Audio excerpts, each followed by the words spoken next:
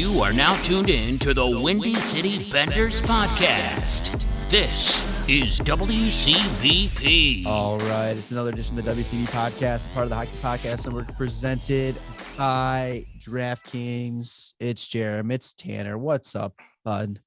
Nothing much, man. Just enjoying some playoff hockey, you know. Playoff hockey has officially started, and it got off to a roaring start last night, Monday night, with Tampa Bay and Toronto. I think set in the tone for what should be a very fun series. Yeah. Oh my god. Also, only Toronto showed up for that game. Yeah, that was surprising, but I think we will get into that in a little bit.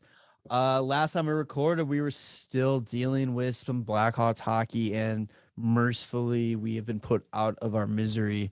The season has come to a close. Guess the highlight was, hey, we eliminated Vegas. But did we?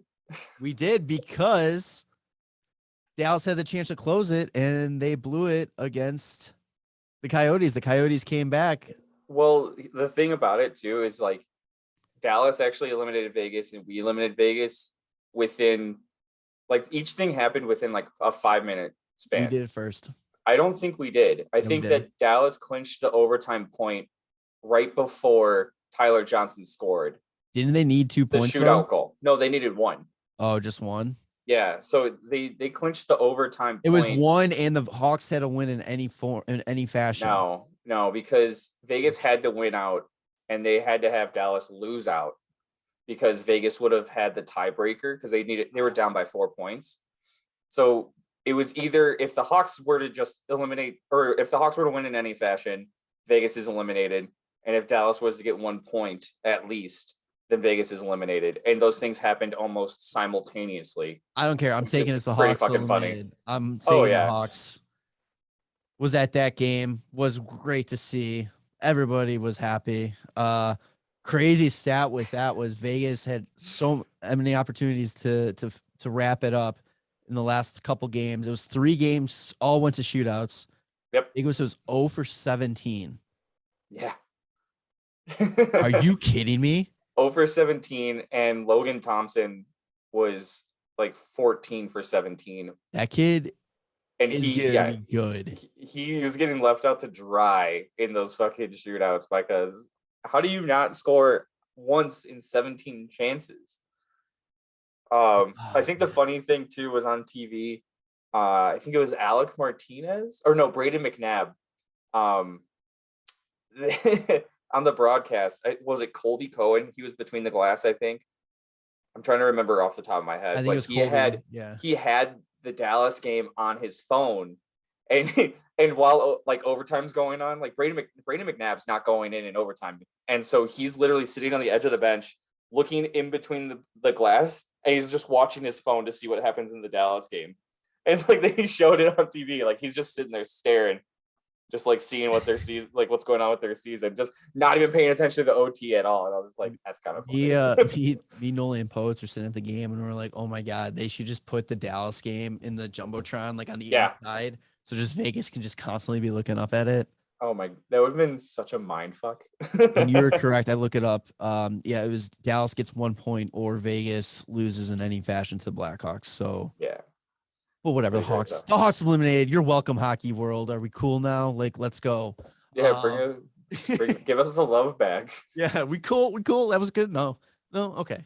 But yeah, so I guess real quick we can go through the season wrap up. Actually, quick thing too about the show.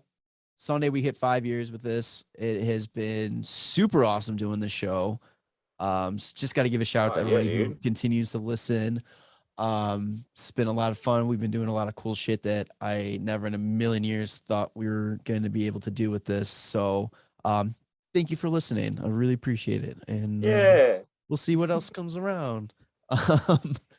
But all right. So quick little season wrap up for the Chicago Blackhawks. And, from our expectations, I would say we rate this as, an epic failure. But here's the real question. From our preseason predictions. Right. So from our preseason predictions, it's an epic failure. did it deserve to? Did we really get what should have been expected, or are we just that blind by loyalty that we were just like, oh no, this is realistic? Like, what do you think? Do you think we put too much pressure on this team, or? I think we're definitely blinded by like our bias, and just with the moves that were made, I was like, oh hey, like the Hawks have a chance at making the playoffs, and then it was like, no, they don't. Apparently, that's not a true thing. With the way the season started was just a fucking shit show. I mean, you can get one win in like 11 games, and it's just bad. Like the whole organization, like having the issue of the Kyle Beach like sexual assault situation, like does not help the team like in any fashion either. The good things about the season, don't have Jeremy Colleton anymore, and we don't have Stan Bowman anymore. I think those are great pluses. And the bad thing about it is that I didn't get the satisfaction of Stan Bowman being fired for what he deserved to be fired, and I will always pin that as the last fuck you from Bowman to me. But specifically, but no. So I mean, there was some good that came out of the season. There's a lot of bad. I don't know. I always like to play the what if Monday morning quarterback, and that first 11 games, it's like if 3, 4, I don't even know. Like that start is always going to be like a what if to me, because not saying that, okay, if they would have won half of those games, they'd be in the playoffs playing right now kind of thing. But it's like you had a different situation coming in where you had, maybe we didn't go Colleton right away, or this team bought into Colleton a little bit quicker and they gelled a little bit quicker and all that kind of thing. Like how different the season could have played out. But I mean, there's no way to know that. I mean, this team finished 28, 42, and 12 for 68 points, 7th in the Central. Thank God for Arizona. Yeah. I mean, the Hawks tried to not like be good towards the end of the season still. Like at least they were trying to win games at one point. And then they were just getting goals and giving up goals like back and forth. They were a very streaky team this year, and not in the good way where they would lose a bunch and win a game and then lose a bunch and win a game. And it's unacceptable. Like, I'm sorry. I still think that any team with Patrick Kane on it and now Alex DeBrincat is a team that should be competing. And I just realized that the Hawks were tied for last in regulation wins. Like wins that only went 60 minutes for the Hawks, they only had 16, and they're tied with Montreal. How bad is that? God. Here's some of the good. Patrick Kane was over a point per game player. Led the team with 92 points. Very sneaky 92 points. Like, I mean, you knew he was putting up numbers, but like there was a time like I even laughed. He was on my fantasy team, and I looked. I was like, "Holy shit! Did you know he was like flirting with 90 points?" Like, I had no idea it was that high. I think it's safe to say DeBrincat's back. Yeah, he got your 40 goals that you called. Came a little bit short of the 90 points. Yeah, only 12 points shy. It's not bad. He tied his career high in goals. I was hoping he'd break it, but he had a pretty lackluster April, where he just went on such a cold streak of scoring. But he got so many assists during that cold streak, which was so weird. But he also set career high in assists and then points as well. Seth Jones set a career high in assists as well with 46 on the year. Came second in the Green Jacket competition. Was so close. Keith Yandel led the league in average time on ice, though, too. I don't want to just mention that. I'm still going to say, like, you can say all you want about how we got him, what we gave up for him, the contract he signed. I still like him on this team. Yeah. I don't hate him on this team. I hate everything about how we got him and what we signed him for. Could we have waited a season and just get him in the free agency? Probably. I don't think we would have though.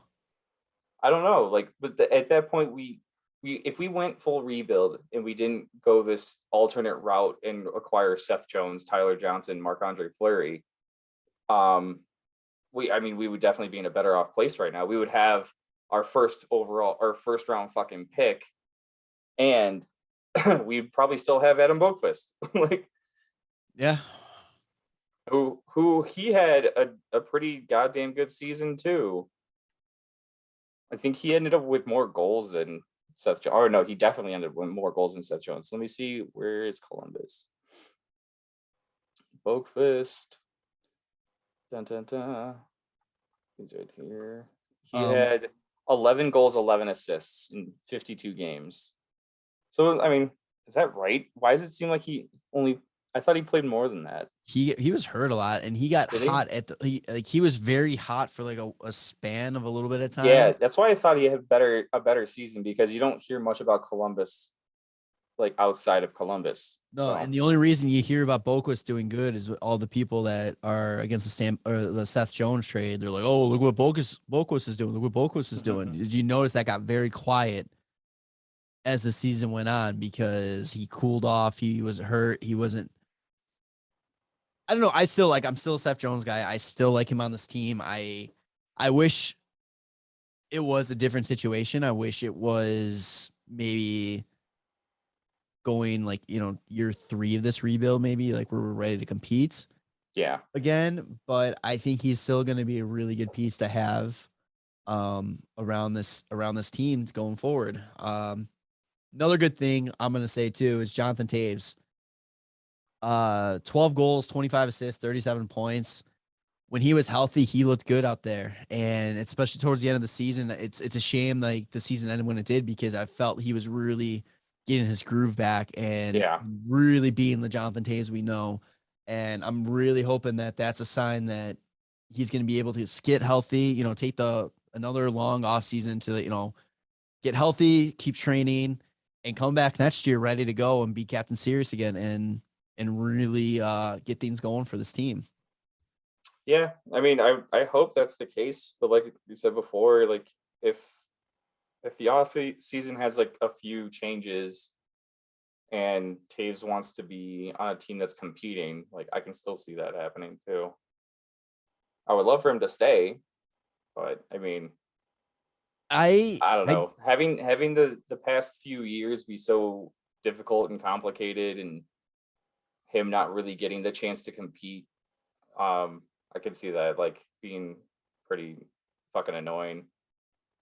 I truly think the best value that this team is going to get from a Jonathan Toews trade is going to be at the trade deadline. Yeah. It's not going to be over the summer. No, it's going to be one of those that's going to happen at the trade deadline. It's going to be really complicated, like 3-team trade where everybody's eating salary.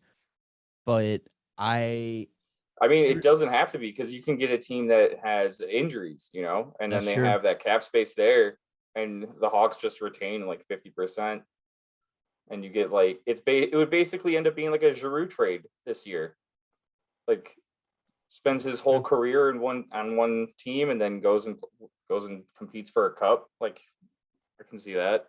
Yeah, that's true. But this whole narrative of it's Jonathan Toews and Patrick Kane play their last game in a Blackhawks sweater. They haven't. They will be playing with this team at least until Jonathan Toews, at least till the trade deadline.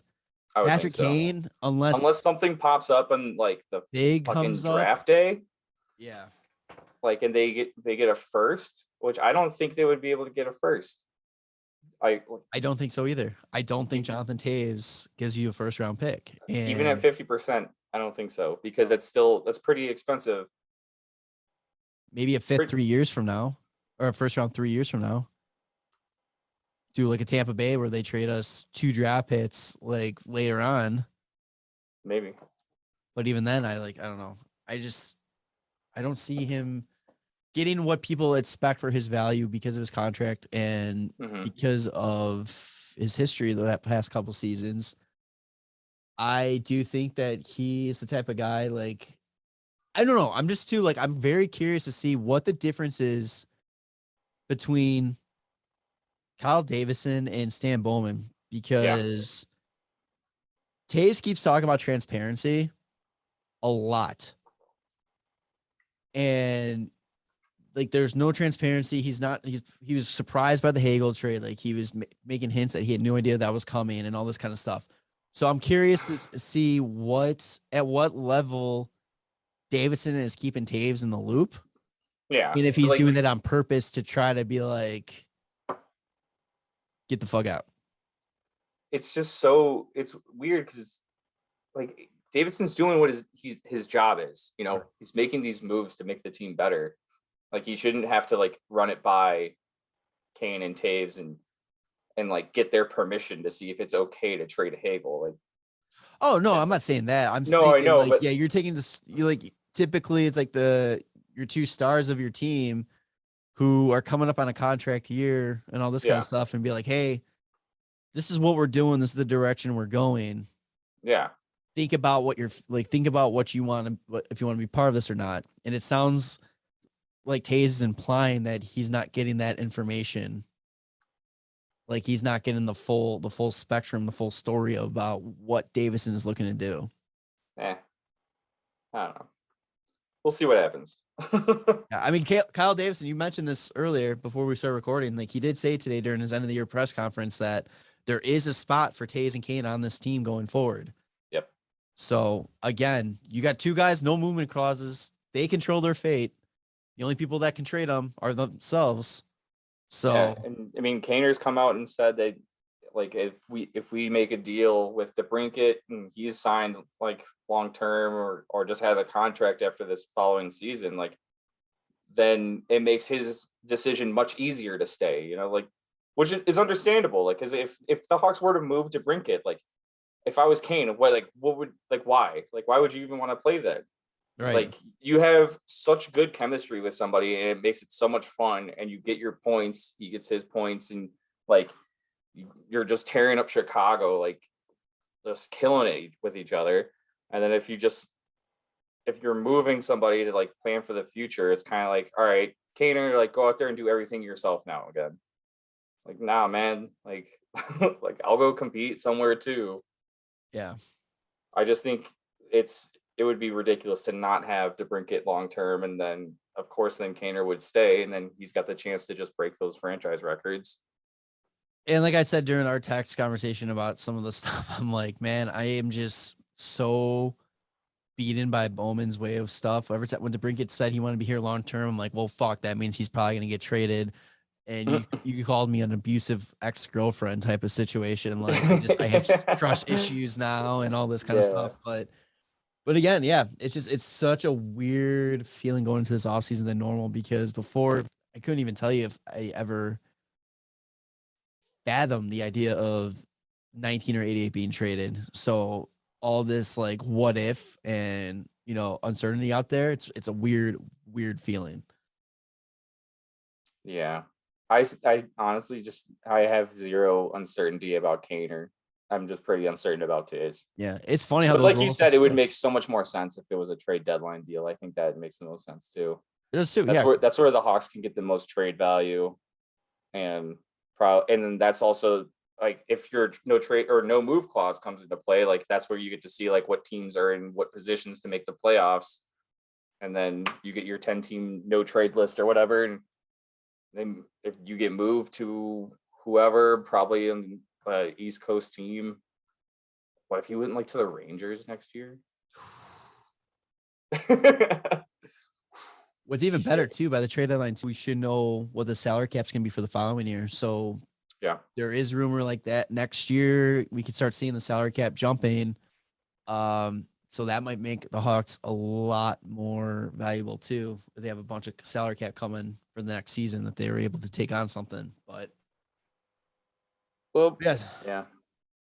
So what were some surprises from the Hawks this year? Some like pleasant surprises, some not so pleasant surprises. Pleasant surprise for me was, I guess, the little moves that were made throughout the season, showing a lot of good potential. Like the Radish trade, picking up Radish.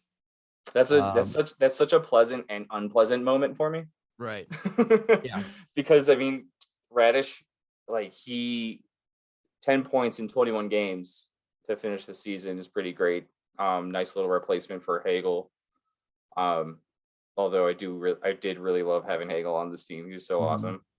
I think a really quiet surprise is the Sam Lafferty trade. I think that's been a good one. Like the whole breakdown of the trade of basically getting Yoki Haru and then trading him for Alex Nylander and then trading him for Sam Lafferty. It's like kind of a mess, but I like where Sam Lafferty played this year, how well, like his intensity and energy that he brings on the ice. And then I mentioned before, or before we started, but he actually, like by the end of the season, because Ryan Carpenter was no longer on the team, he led the forwards in average shorthanded minutes per game. So he's like one of our top penalty killers, which we like in that. Plus he got a little 2-year extension. Yeah, 1.115 million cap hit. I mean, that's. I think we were saying that too. We were saying like, or I think you were saying like right around $1 million, and like that makes sense. Yeah, I was saying like anything under like 1.5 would be awesome for him, and we got very well below that, which is great. So I'm really excited to see a full season with him. Yeah, little spider monkey out there, little energy out there, fucking. I can see him being a trade piece at the deadline next year too. Just because like of the way that he plays, the energy he brings to the ice, he's one of those guys that a team that's like pushing for the cup is going to want on their like third or fourth line. If he continues what he's been doing from this past season, at least. Some slight disappointments for me for this season are like surprising. How would you word that? Surprises, bad, or I don't know. Anyway, Kirby Dach not taking off. Yeah. I kind of felt, I kind of felt this is going to be his year to finally get off and get going. And he only puts up 9 goals, 17 assists for 26 points. Still not ready to call him a bust. I think what's going to be key for him is the next coach in charge. You have to figure it's going to be a coach that's good with prospects, that is developing guys, because, you know, that's what majority of this team's going to be. You're going to see a lot of younger guys on this team next year. And I really think they need to explore moving him to wing. I think give him less responsibility on the ice, let him simplify his game a little bit, and I think that's going to go a long way for him. Yeah, I mean, his game did focus more on the defensive side this year, and he was talking about that. Like he was getting a lot of matchups against top lines, and he was enjoying that and just trying to drown out the critics. And I think that once he gets like really settled in, when there's like a lot less pressure looking at him, I think he's gonna blossom and be a really good player. I think the other thing too is that he still doesn't play his size. No. And with the Hawks that are getting, or they're kind of getting like acquiring like pretty big guys, I think he's going to start to see that like this is the way you can play when you're a fucking big boy. When you're 6'4", but he's still only like $180 or something like that. Like he just, once he fills out, he's going to be really hard to fucking push around, and his hands have been sick like forever. So if he's able to dangle around guys and then stay in front of the net and not move and play well defensively, I think it's just one of those things. You're just gonna let it kind of just go. Just let it go. Let it grow. I think it's gonna surprise a lot of the haters. He needs to cut, and talking about his hands and his dangling around people, I think he needs to take one dangle less every time, as I feel he always tries to push it one extra one, and that's where he stumbles a little bit. It's just that extra like, oh, I got this guy, then boom, fucking gone, loses it. Yeah, I mean, we'll see what happens, because I feel like he's shown some like flashes of like, holy shit, yeah, that's why I like him, because he's got like, he just did something so nasty, and it's just like, okay, it's almost like I want him to do it all the time, but it's really hard to pull off that kind of stuff like so frequently. Yeah. And I think it's because of like during his rookie season, he was doing stuff like just dangling around like veteran defensemen, and you're like, oh my fucking God, this kid's gonna be insane. I think another like good surprise has been Dylan Strome this year too. See, I was gonna say the other way. You think so? I still one of my disappointments that he's still on this team. So I'm glad that the Hawks didn't pull the trigger on trading him, because one of the things that I looked at is I think part of the issues too have been the inconsistency with the coaching for him. And then when he finally got settled in, and I don't know if you would agree, but like he probably got settled in on DeBrincat and Kane's line at like January is probably when it happened. So, I mean, just going off of his stats from January 1st, he put up 41 points in 49 games playing on that line. And before then, he was thrown all over the place with Colleton as head coach, with his weird defensive scheme that like did not fit anything that he played. And then when Derek King came in, he kind of had him all over the place a little bit still, like in and out of the lineup, until he finally put him back with Kane and DeBrincat. And then that line just kind of stayed like that for the rest of the season. Yeah, I don't know. I think they'd a full season if he was able to do that with them. Like they would have a good year. Like he was putting up fucking goals this year. He put up a career high in goals. Yeah. I don't know. I really believe that you should have capitalized on it when he was hot, because he has done nothing. Won a lot of faceoffs this year too. He hasn't done anything to prove that this is going to be him going forward. You know what I mean? Like, it's just, he's such a streaky player that it's like when you had the teams like, okay, we could possibly use a Dylan Strome type of guy, you know, for the playoffs and all that kind of stuff. I don't know. I'm just not sold on the guy. Like, he's looked good, but it's like, okay, so we have to put him with Kane and DeBrincat. And the second something happens, we move him, he's going to go play shitty. Like, come on. Like, well, he's the perfect complementary piece to that line. I know, but I'm saying, like, if something's not working or one of those players goes down, you're essentially losing two players then, because he clearly can't play with anybody else. Well, no, because they had him on third and fourth lines. Those aren't offensive, like, minded, like, playmakers and shit like that. He needs to be playing with guys that are making plays, like not playing defensively, not doing defensive zone starts and just trying to block shots, get the puck out and change and get the fucking scoring lines out there. Yeah. Like that's where fucking Colleton had him going all over the place. Him on third and fourth line, and then he's pissed that he's like not playing defense well, but the whole team fucking sucks at defense. Yeah. And you got this guy that's really good at, he's got much better vision than most players. And I don't know, like he's second on the team in faceoffs won and faceoff percentage. Well, Tyler Johnson had the highest faceoff percentage, but he only took like 50 fucking faceoffs because he was hurt like almost the entire season. Right. Wait, I don't know. He had a good year. Like once he got put on that line, he had a good season. He hasn't had that opportunity in I don't know fucking how long. Well, we'll see. I mean, because he's here for another year. No, he's not. He's an RFA. No, he's not. Yeah, he's an RFA. He's essentially here for another year. Well, that's the thing. Like, there's like rumors that they're not going to sign him, and I think that's kind of horseshit. Especially if they could have moved him. Yeah, I mean, I just don't think that it's good. It's a good reason to just get rid of an asset like Dylan Strome when he's also second on the fucking, or not second, but like top 4 in points. Yeah, he's 4th in points. It's not saying much with this team, to be fair. Okay, but still, 4th in points is not like a joke. 48 points is a solid. That's like for the longest time, Jonathan Toews was in only the 50-point range, and and he was an amazing like fucking player. He's at 48 points. Sure, he doesn't really play the defensive game, but he plays on the power play all the time. He plays a good role on that line. I think he's just he fits that line well.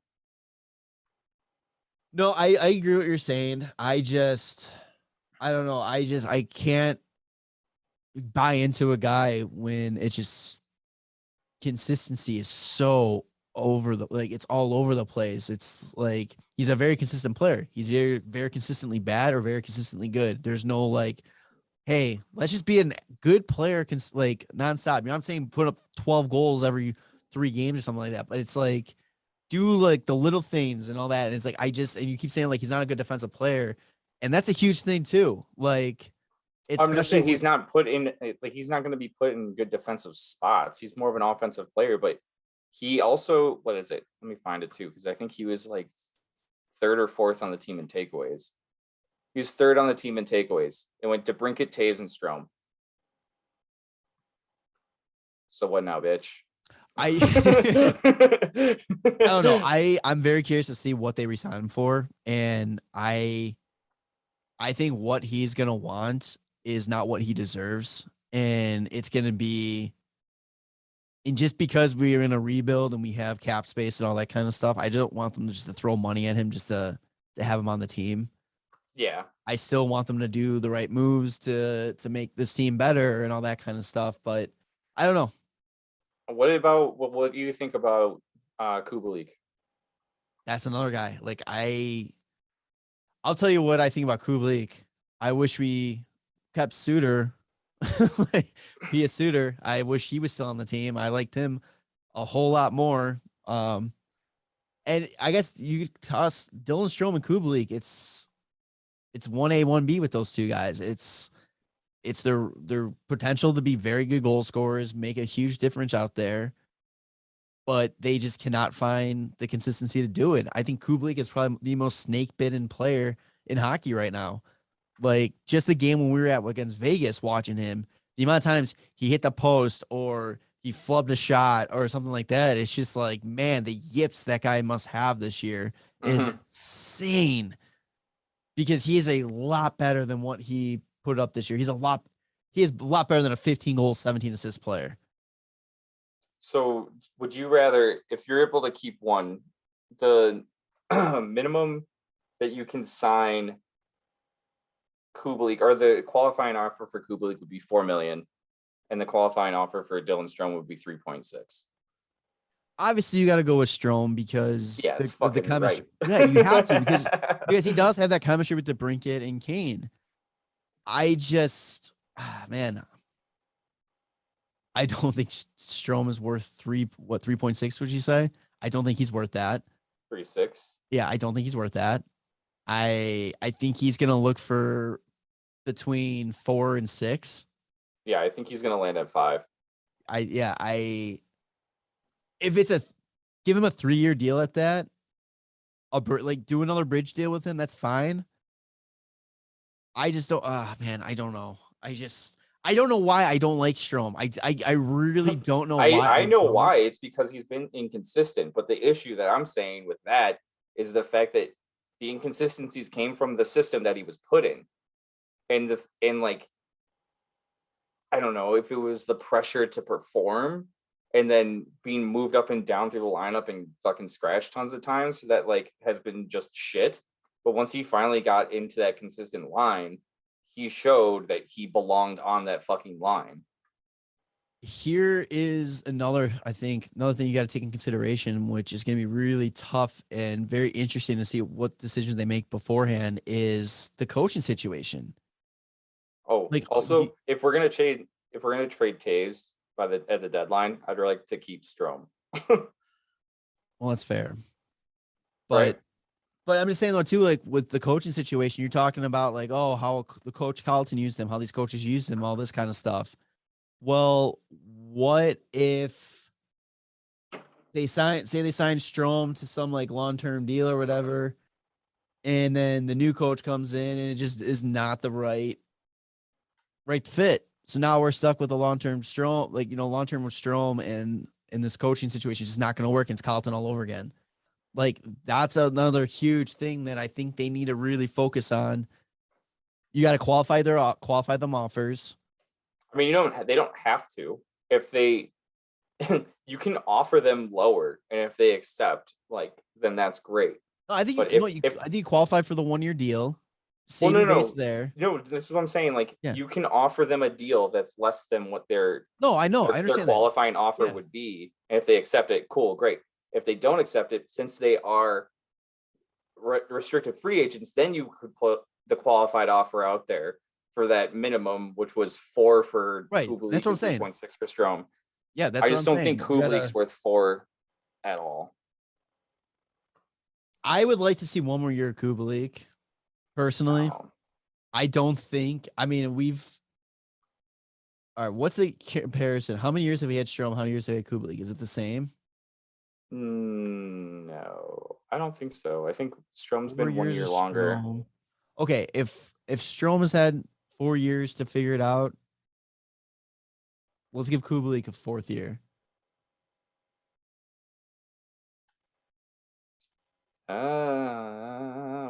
Where is he? Where is he? Kubalik. 3 years. Yeah. So if we can give Strome 4 years of inconsistent hockey, we can give Kubalik 1 more year to figure it out. But like, why?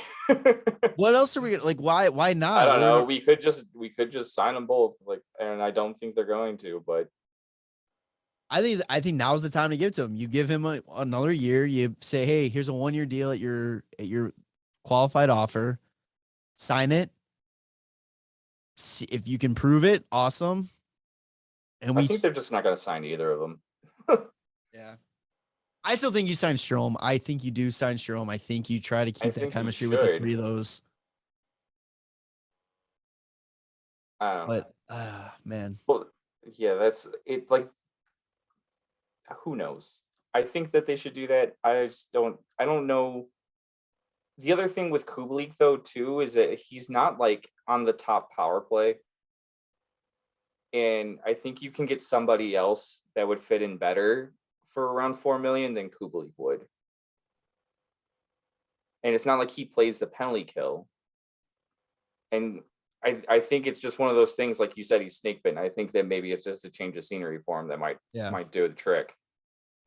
And two, it's what are they looking to get out of next season? Are they looking for that first overall pick? Are they looking to soft compete where like what do they expect? Like, and so it's like, where do these two guys fit? And the funny thing too is looking at cap friendly. Speaking of inconsistency, you got Kirby Dach you have to resign. Yeah. He's owed a contract. Kurashev's owed a contract.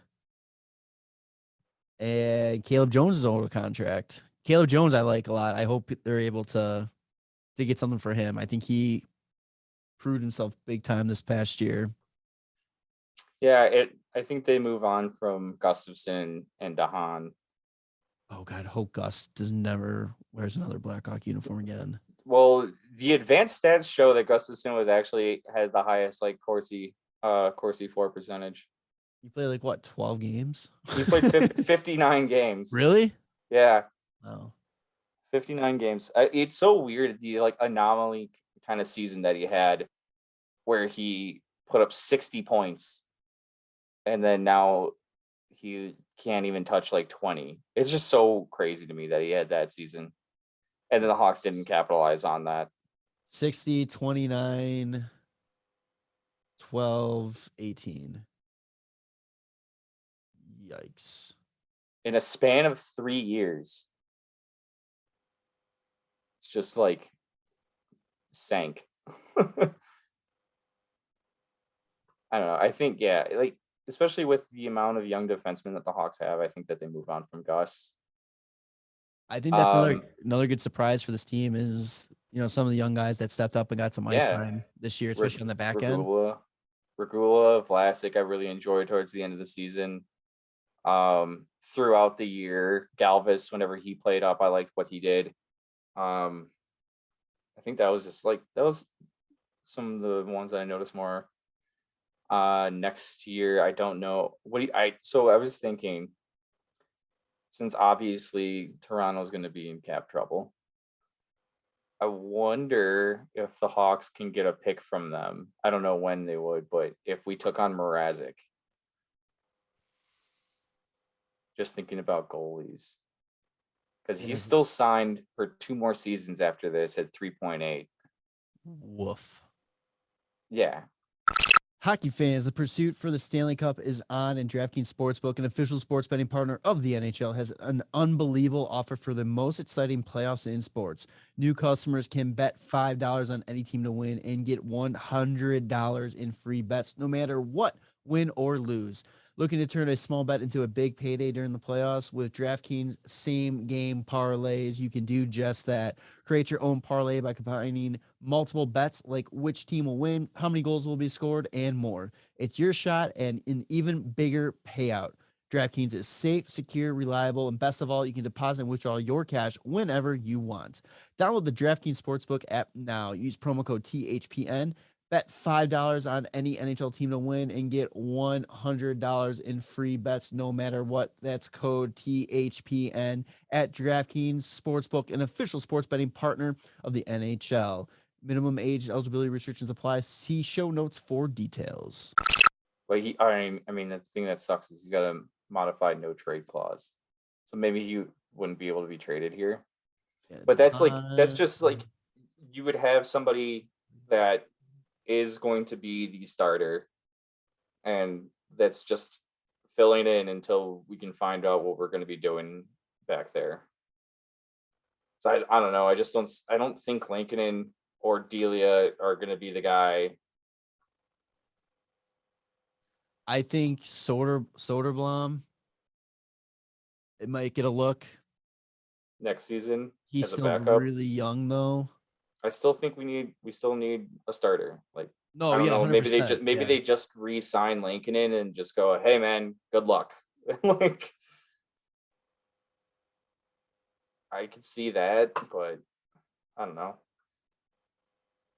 Maybe Fleury wants to come back. I don't know why he would, unless there was like an agreement to like ship him off at the trade deadline again to a playoff team. Back to Minnesota for a conditional first round again.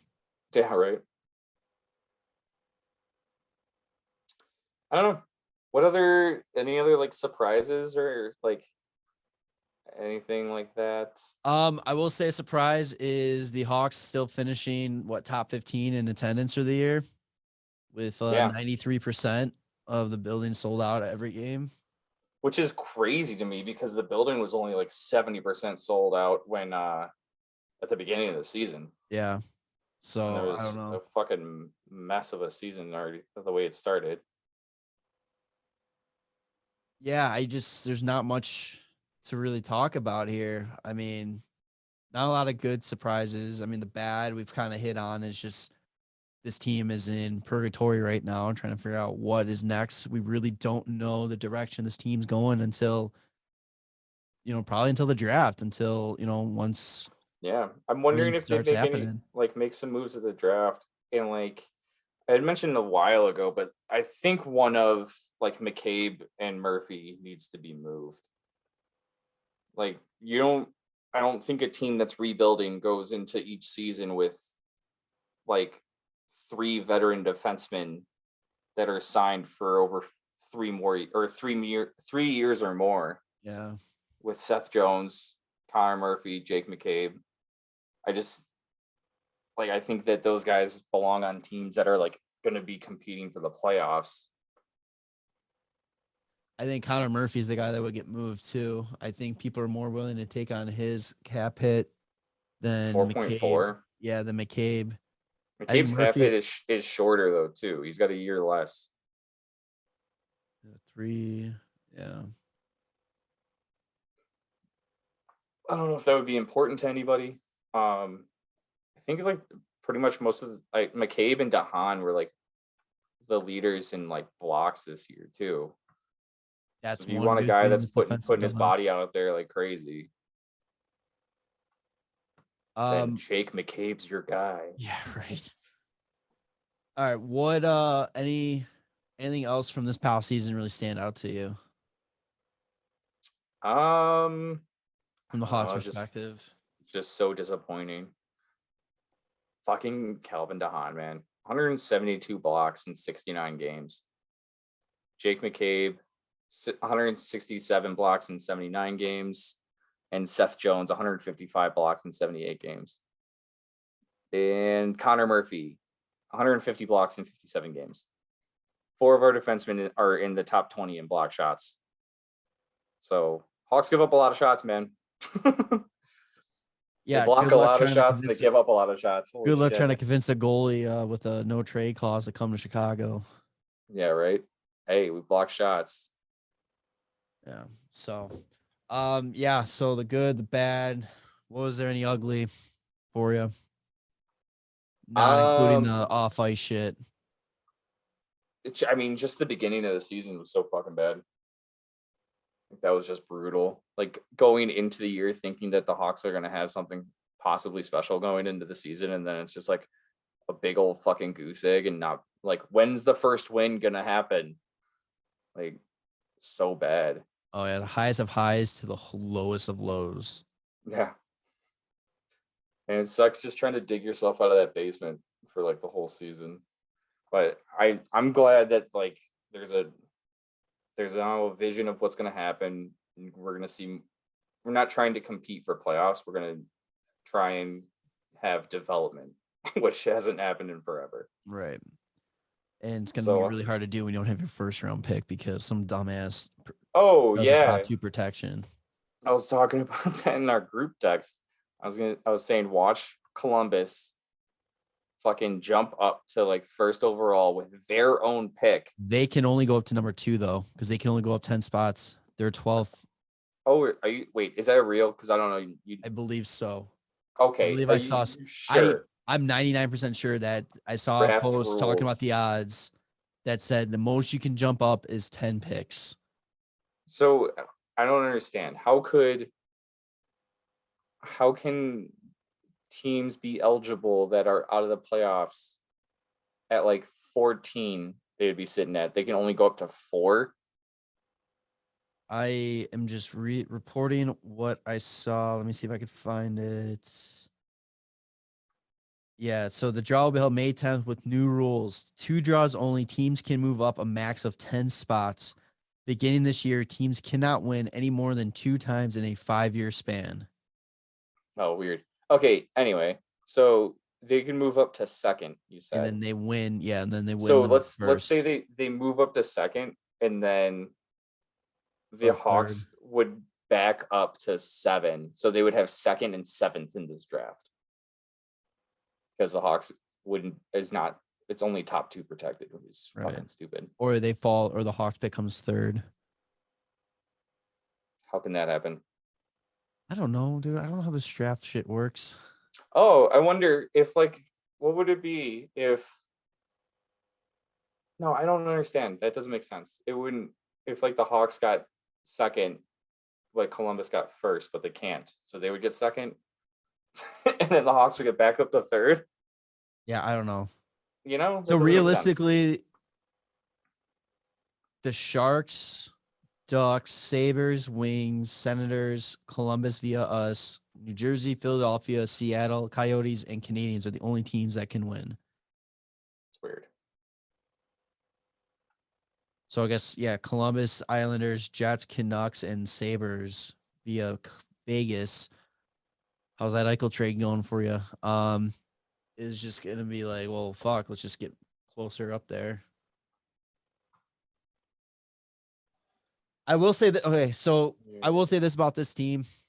I like the bones that this team has. I think that they are set up to be a very good team again in the future. And it's just a matter of getting some experience for these young pieces to make that new core, really develop that next core going forward. And then once those pieces start developing a little bit better, getting the right supporting pieces to come in and to fill this team out. I don't think this is going to be a 5-year rebuild. I think this is going to go a lot quicker. Are you frozen? No, I'm just thinking. You're really still there.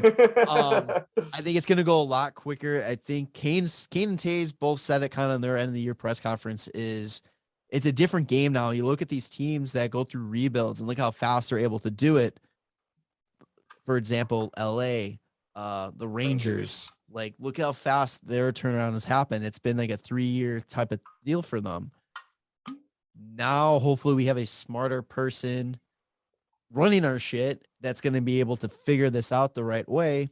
So I do not think it's going to take a very long rebuild. Like a 5-year rebound is what they were possibly saying. I don't think it's going to be 5 years.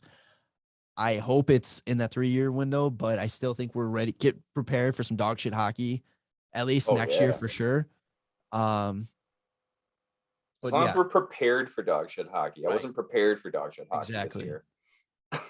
All right, two quick things here. Who is your MVP for the Blackhawks this year? Probably Kaner. He's pretty sick. I'm just gonna toot DeBrincat's horn all year because he's just amazing. Well, I was gonna take who you weren't gonna take, so you take Kane. I'll take DeBrincat. Okay, I'll take Kane then. Yeah, DeBrincat's my favorite player on the Hawks right now. He's so fucking good. He's insane. That man is insane. Okay, and last thing, what is one thing you want to see this offseason? And we're gonna go into more details about this team as this offseason goes on and all that kind of stuff. But this is just a quick little wrap up here. So you don't have to go to something crazy, but I think I want to see, I don't know, man. I just want to see not stupid fucking moves.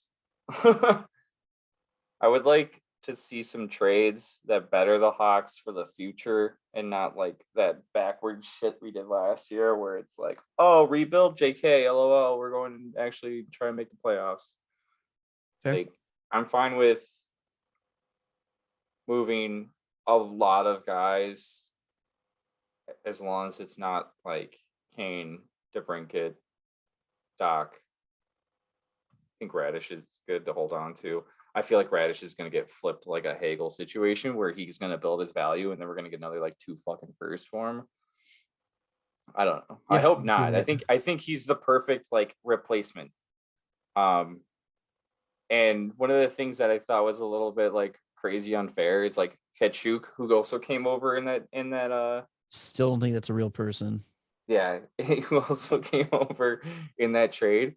It's like, oh, how is Radish shining so brightly? He's got 10 points in 21 games, and Ketchuk's only got fucking 1 goal in 21 games. If you look at his defensive zone starts, oh my God, let me find it real quick. He starts like in the defensive zone, 95% of his starts on faceoffs were in the defensive zone. Ketchuk. This man does not get to play offense.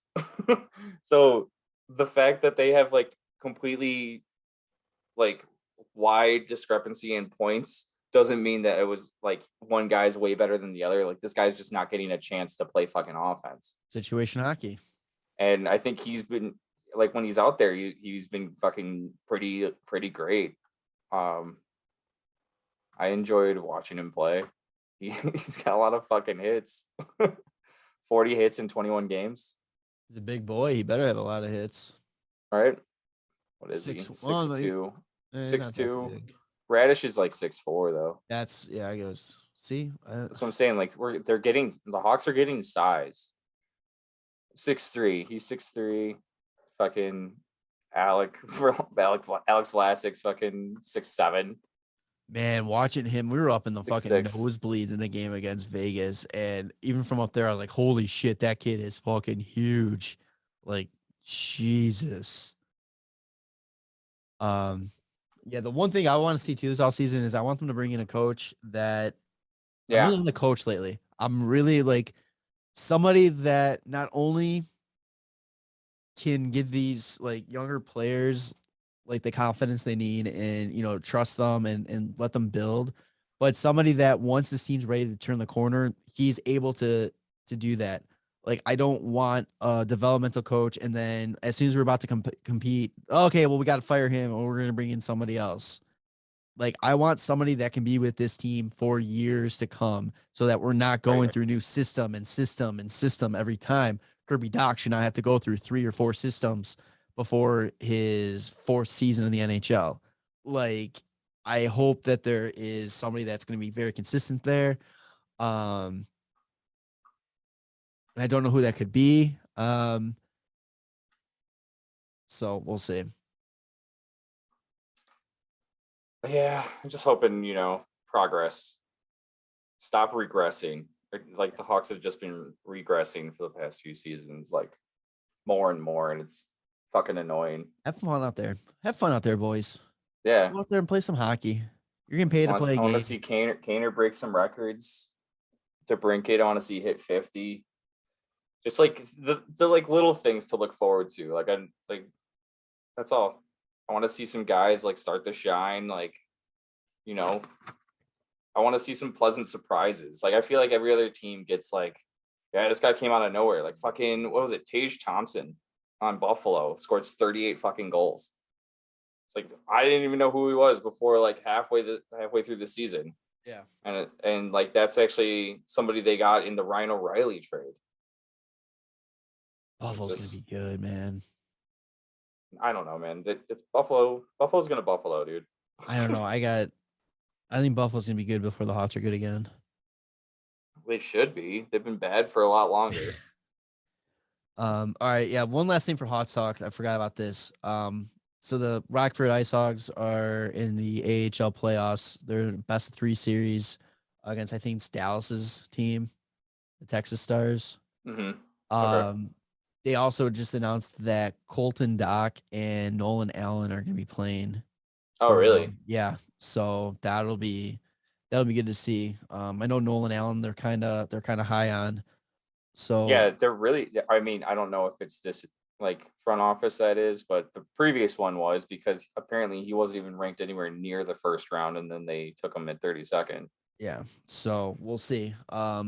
So that'll be good. If they win that series, they got a matchup with the Chicago Wolves. So Chicago Wolves is the best team in the AHL. So it'll be fun hockey there. But let's switch it up to some NHL talk here. Unless you got anything else. No, I'm done talking with the Hawks. All right. So let's go from talking about shit hockey to let's talk about some incredible hockey. What a year this was. Holy shit. Yeah. Fuck, man. You have all 8 teams in the Eastern Conference with 100+ points. You have, I fucking should have wrote this down, but how many guys finished the year with 100 points? I think it was 8 or 9. Pretty sure. 8 or 9. Then you had fucking JT Miller 1 point off. What the fuck was that about? Jesus. Yeah, JT Miller had a 6 season. Let's see. 1, 2, 3, 4, 5, 6, 7, 8. 8 players. Connor McDavid, career high. Only like 6 different teams, too. Yeah. Matthew Tkachuk, 104. Austin Matthews, 106. Austin Matthews with the most goals in Toronto Maple Leaf history with 60 this year. He joins the 60 goal club. Wasn't it most goals by an American-born player, too, in a season? I think so. That sounds right. Pretty crazy. And then you also had, so you had JT Miller, Mitch Marner had 97 points, Panarin with a gentleman's 96, Roman Yossi with a fucking 96 points. What the fuck did that come from? First time since like the mid 90s that a defenseman scored over 90 points. What was it since like Brian Leach or something? I think so, yeah. Yeah, Yossi just exploded when March came around. Like there was some great hockey there. Isn't it so crazy that like I feel Nashville ever since they came out or like came around, I feel a majority of their seasons have finished with a defenseman leading their team in points, whether it was Shea Weber or Roman Yossi. Yep. And it's just so weird. Ovechkin still putting up 50 goals. Yeah. Like the dude is on a mission for Gretzky. Yeah, man. Fucking Chris Kreider coming out of nowhere and getting 52. Yeah, what the fuck? Like just great overall hockey. So we wanted to go through real quick. They haven't announced anybody he didn't even touch 30 any season before that, and he hits 52 this year. He's juicing, man. He must be. Is he in a contract season? No, he just signed. Deal. Yeah, because they were talking about trading him, and then they signed him for like long term instead. Dude, how about the Rangers with the fucking signings of the year this year? They signed Chris Kreider long term, and then they also made that deal with Igor Shesterkin. Fucking 52 goals out of Kreider, and then likely Vezina winner in Shesterkin. And then that's what you're talking about with like the rebuild situation with the Rangers. Like you get shit like that. You get Kreider, who's 31, so he has gone through the rebuild. He's stuck with the team. They had a bunch of pieces that they like have been kind of building around. They made a huge free agent signing with Artemi Panarin. They drilled the draft lottery and got Capo Caco and Alexi Lafreniere, and they're gonna have those guys for the next however the fuck long. Then they go out and just acquire like the small little pieces, and now they're just a dominant fucking team. But it has to do with like, I don't know, kind of getting lucky in the draft. They did get lucky with like the Adam Fox trade because he didn't want to sign where I forgot where he got drafted, Calgary. Yeah. And then him being so fucking good, like there's just a lot of little things that can really accelerate a rebuild, and the Rangers probably hit on every single one of those fucking things though. And the problem with the Hawks is that we really don't have that in our system yet. So we really got to hope. Well, that's what I'm saying. Like the thing about that is like not all of that is like system stuff. Adam Fox came from somewhere else. Panarin came out of Columbus and Chicago. Like, I don't even know when they drafted Shesterkin, but like I'm fucking jealous. So yeah, we wanted to do real quick like our award, who we would nominate for each. 2014 they drafted in 4th round, 28th overall, or 28th pick. Shesterkin. Yeah, 118th overall. Damn. And again, that also shows. Remember, goalies take a little bit to develop. So we got Drew. You can say his last name. Comesso. And he's only 19 years old. You're probably looking at 5 or 6 years before he becomes a factor for this team. Yeah. And I mean, that doesn't even mean much because if anything, the like 6th goalie drafted that year can end up being like the best one in the fucking NHL in like 5 years from now. Right. Like, so it's a crapshoot when it comes to drafting goalies. So we are going to name our top 3 candidates for, we'll say that Hart, the Norris, the Vezina, the Calder. And Selke. What's the Selke again? Defensive forward. Defensive forward. That's okay. I'm just gonna shoot him off. And I'm just gonna read them with you because I really don't look at that aspect of the game as much as you do. So whatever you say, sure. So let's go. Let's start with the Hart. Who do you got? Shesterkin. You got to put McDavid up there, lead the league in points, and then I don't know. I think probably Johnny Gaudreau, because it's insane to me that he had 90 fucking points at even strength. Okay, I agree. Or, I don't know, man. Like maybe also Austin Matthews, instead of one of those other two. So you can go with McDavid, Shesterkin, Gaudreau. I'm going McDavid, Matthews, Gaudreau. It's pretty sick. I think. I mean, it's a good year. It's a tough year. I don't think anybody's really run away with it. But personally, I do think Shesterkin should fucking win it. Oh yeah, 100%. But I feel like this is just not seen as a goalie award. Oh, and that's what he's got going against him, I think. Well, yeah, the last time it was by Carey Price, and Carey Price had a worse save percentage than Shesterkin does right now. So I think that's pretty insane. Out of your 3, who wins it? Shesterkin. I think he should. Okay. What if it was like, all right, Shesterkin wins the Hart, but I don't think he wins the Vezina? That would be fucking hilarious. No, I think he's gonna take both of those. I'm going with Austin Matthews. What's the other one? Is it the Ted Lindsay, which is the one that's the players voted on by the players? Yeah, that's the sweep that Carey Price had, was the Lindsay, the Hart, and the Vezina. Yeah. I could see that happening. I think it's going to be a tough, like, it's not like unanimous, but I could see it happening.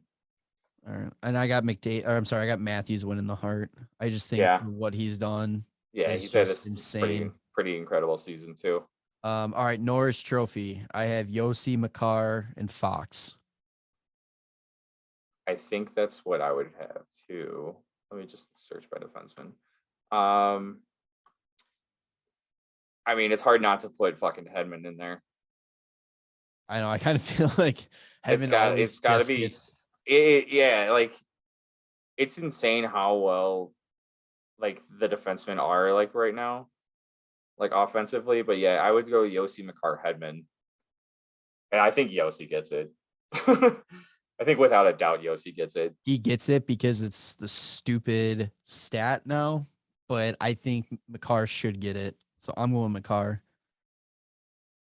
Yossi fucking was what 5th in the league in assists for all players. Like that's crazy. All right, Vesna. We know who you're taking. Anderson, Makar, and Tristan Jari, right? That's your three. What? Now you got what? Shesterkin. Shesterkin. I mean, who else did I have? Shesterkin. I'm going Markstrom. Sorokin. Who? I don't know how the Islanders were so bad and Sorokin had a good year. It's fucking weird. Shesterkin, Sorokin, and then I couldn't really decide between Freddie Anderson and Jacob Markstrom, but I think I was going to go with Markstrom. Just because it's having 9 fucking shutouts is kind of incredible too. And leading my team to a Kendrick championship, I got to go with Markstrom. So, I'm taking the only one I'm switching out is Sorkin. I'm changing him for a Freddie Anderson. Okay. It doesn't really matter because Shesterkin is getting this one without a doubt. He has like the best save percentage in years for goalies. Like I don't even know what's the all time. Oh, I don't want all time. I want by season, but I want like in the past since let's say like since 90 91 season. Oh my god.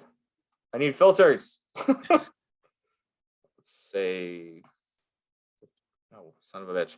Sorry, I'm trying to like do this quickly, but it's like not not that quick. Oh, whatever. Never mind. Oh wait, this is playoffs. Motherfucker.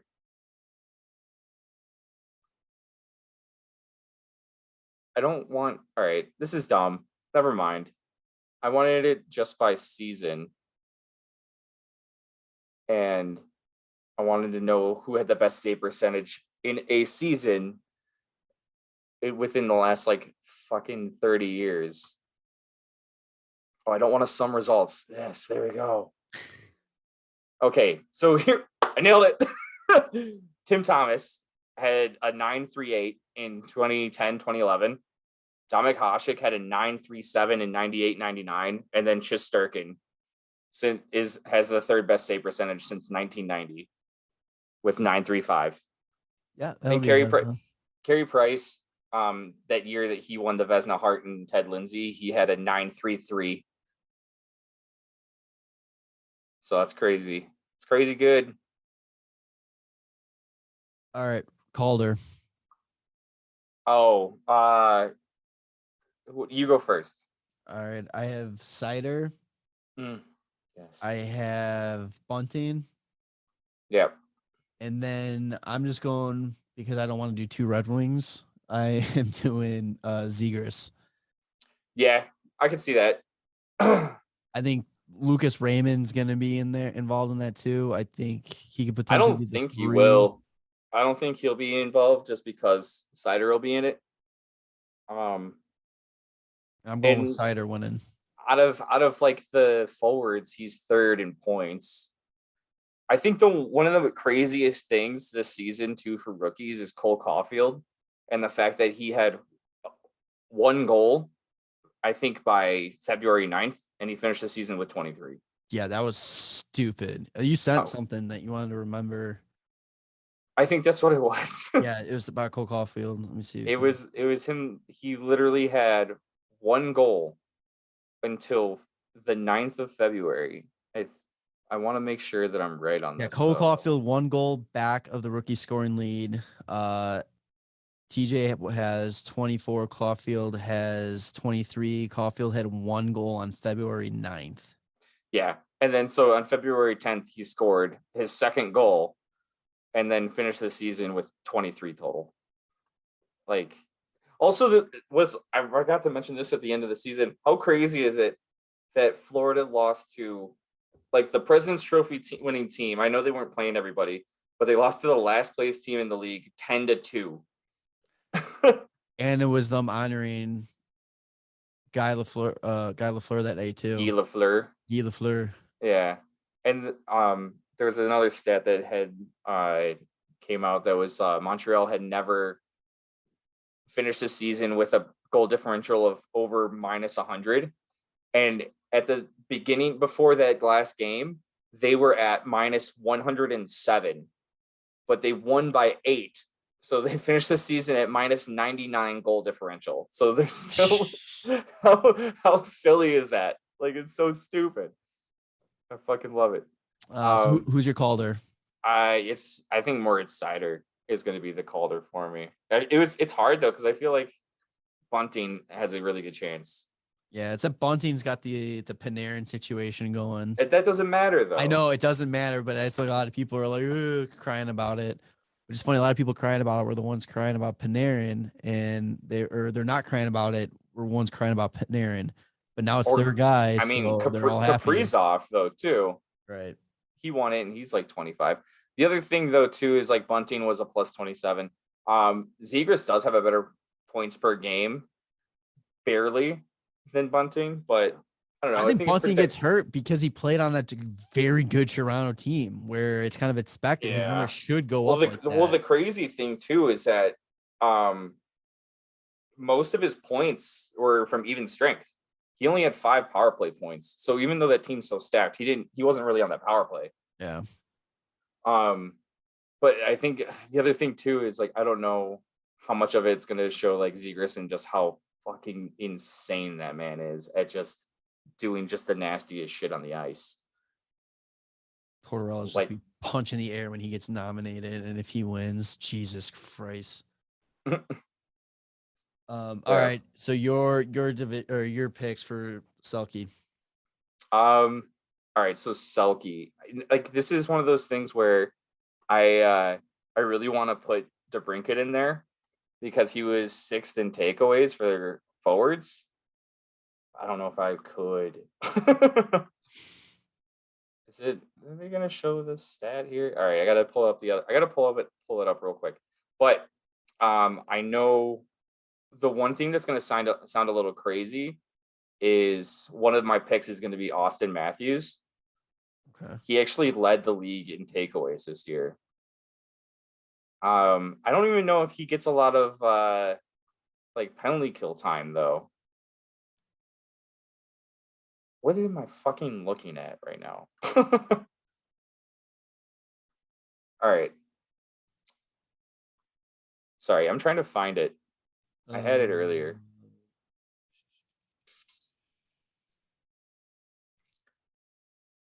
I don't even know where to look. I'm just looking for like takeaways and like penalty kills and stuff like that.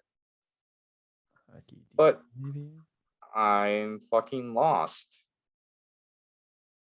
That's not what I want. Let's see this one. I don't know where I found it before. You just like to be fancy with your defensive stats. It's probably going to be like, Bergeron and it's gonna have Austin Matthews in it. I can guarantee it. I'm just gonna say Austin Matthews and DeBrincat, and if I can find the fucking stats page, that'd be great. I don't know why I can find it. Advanced stats, takeaways. Hey, fucking Christ! All right. Leon Draisaitl had second most takeaways for forwards. So did, and then Connor McDavid, Mitch Marner, Sebastian Aho, and then DeBrincat. What else was I looking for? Oh my god, this is just a mess. Oh my god. Watch Patrice Bergeron's gonna fucking win it. Doesn't matter. Who cares? Bergeron. Okay. I'll put him down for you. I think that DeBrincat should get a vote. I think Austin Matthews should get a vote. But I think that, I mean, they're just gonna be like, it's the Bergeron trophy anyway, so yeah. Whatever. All right, so let us know about That's such a fucking mess. let us know about your award winners. I'm sure we'll start hearing the nominees here soon. We'll see how close we were.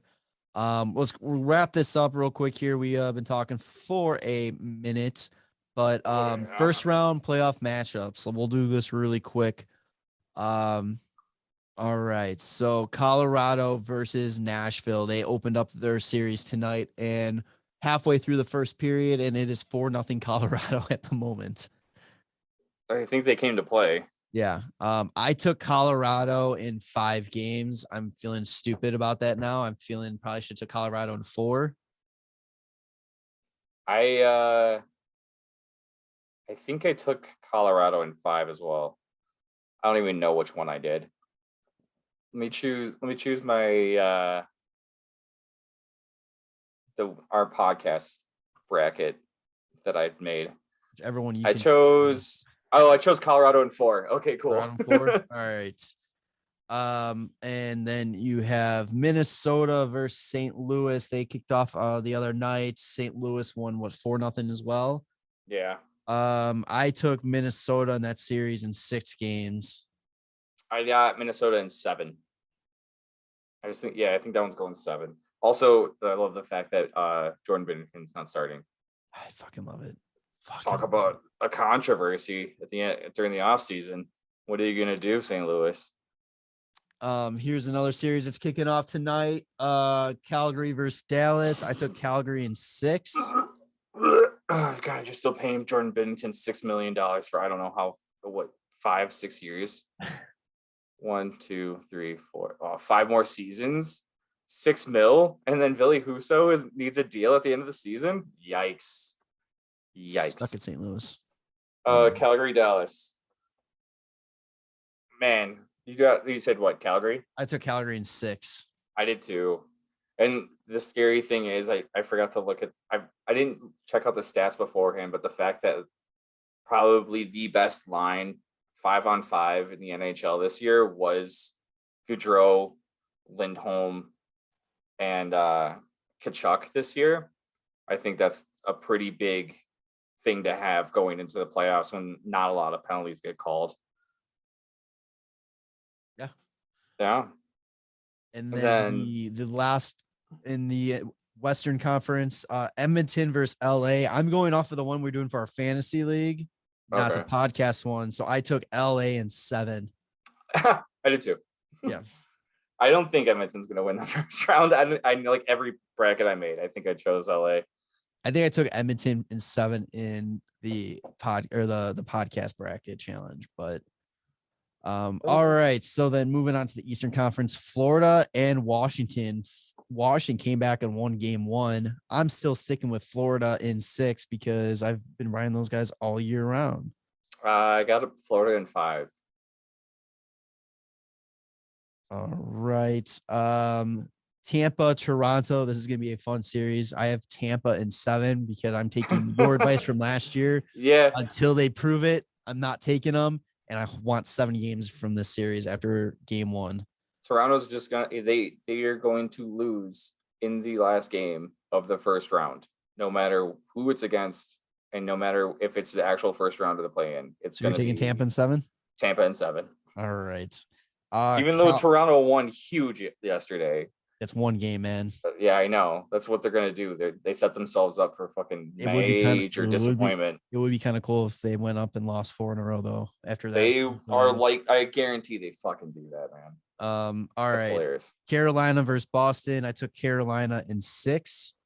Jesus Christ. Yeah, so did I. That's why we do a podcast together. Hell yeah. We know what we're talking about. Last but not least, we have the Rangers and Pittsburgh. I took Who's in Pittsburgh overtime right now too. Yeah, I took Pittsburgh in 7. Ooh, I took Rangers in 7. Rangers in 7. I just don't think Pittsburgh's going to be able to do it, even though Casey DeSmith is playing well tonight. Without having Tristan Jarry, I think they're kind of screwed. But I mean, they still have Crosby, Malkin, and like all those guys. So that's why I think it's going to go 7. Anyway. You can't really like count those guys out. So can't rule them out. And I think they just showed I think it's Louis Domingue is their backup. Oh, geez. But all right, so that's our picks for the first round. I think that about does it for this episode. This is episode 175. Tanner, what do you want to call it? Playoff time. I don't know. I feel like last year we might have one called playoff time, baby. Playoff time 2K22. Oh boy. I don't know. Who are you what Hawks are we rooting for? Are you rooting for Carpenter in Calgary, Hagel in Tampa? I feel like I'm missing somebody. Mark in Minnesota. Mark Andre, Edmonton. Right. Keith in Edmonton. Yeah.